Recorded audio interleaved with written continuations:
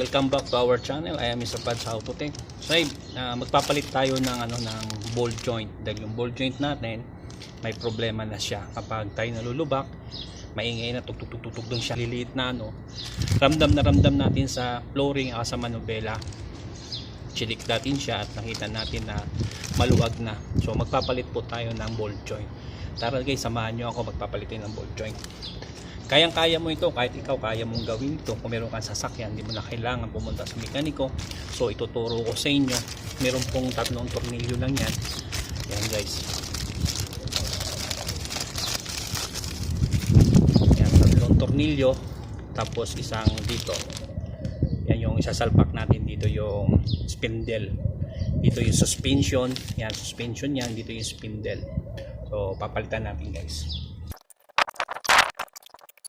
Papalitan natin.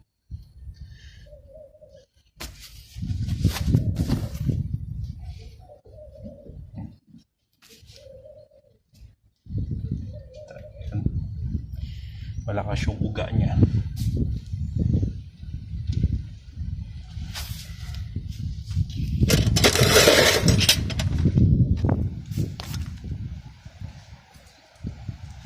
So parang di tayo mahirapan. Hindi muna natin to.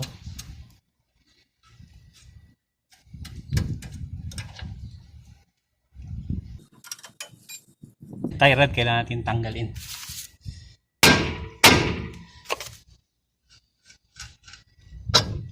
So tie rod natin okay na, wala pang play.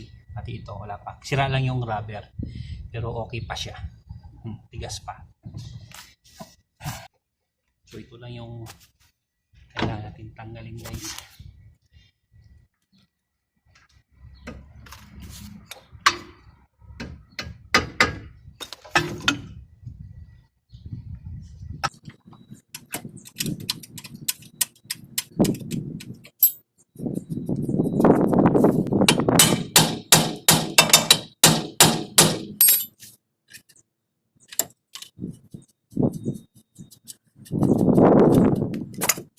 So nakita natin guys, wasak na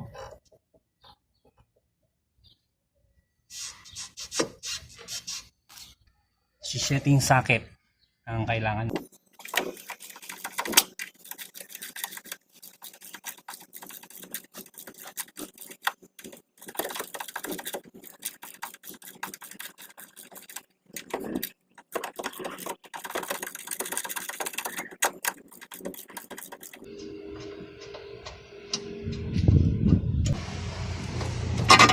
Guys, ito kita nyo yan, malaki na yung play kaya pag tumatakbo tumutunog siya yan. Tapos yung takbo niyan hindi siya stable, mararamdaman nyo ito yung pagsira to. So ito yung nabili natin bago, yan, original kasi wala siyang fitting yan. So ito yung kakabit natin. Ito, tignan nyo, malaki na yung play nya.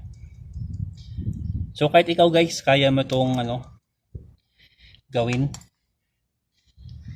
Hindi mo na kailangan pupunta sa mekaniko. As long as may gamit ka, kaya mo na siyang gawin. So ikakabit na natin siya.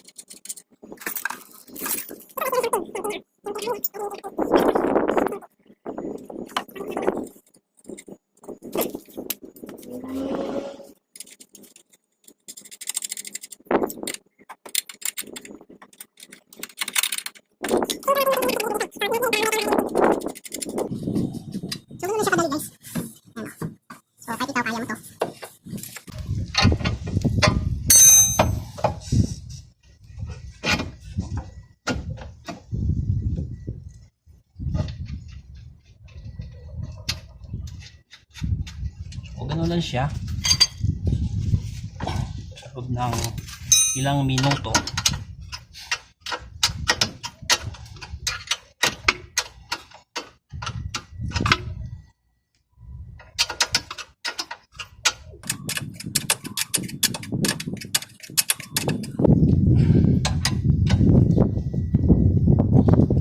Nga pala guys, kung hindi ka pa nakapag-subscribe sa channel ko, mag-subscribe ka, i-click mo na rin yung bell button na yan upang sa bawat upload ko ng mga video ay man-notify kita. At mag-comment ka na rin dyan para sa sunod na mga vlog, kung anong gusto mong i-topic natin ay ta-topic natin siya. Maraming salamat sa pag-subscribe nyo sa channel ko.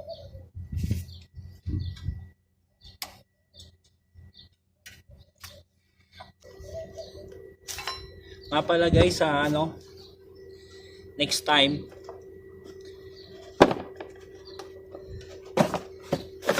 abangan nyo pala sa sunod ang pagbablog ko, pagpapalit natin ng shock absorber mounting. So magpapalit tayo ng shock absorber mounting. So huwag mo kalimutan mag-subscribe at hit mo na rin yung bell button na yan upang sa bawat upload ko makikita mo yung mga ginagawa natin. Magpapalit tayo ng shock